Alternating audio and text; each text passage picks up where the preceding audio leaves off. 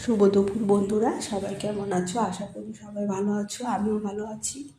দেখো দুপুরে আমি আজকে কী রান্না করেছি। এদিকে দেখো ফুলকপি, আলু, বেগুন দিয়ে বাটা মাছের ঝোল হবে। আর ওইদিকে আমার শাক কিন্তু আগেই হয়ে গেছে, শাক, মূলো শাক, আর হলো তোমার শস্য, তারপরে হলো পোস্ত, এগুলো দিয়ে একটা তোমার চিংড়ি মাছের তরকারি করেছিলাম।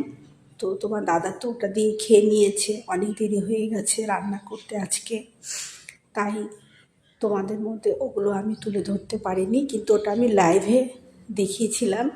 কিন্তু জানি না, প্রথমবার লাইভে এসেছিলাম আমি, লাইভে কীভাবে লাইভটা কেটে গেল বুঝতে পারিনি।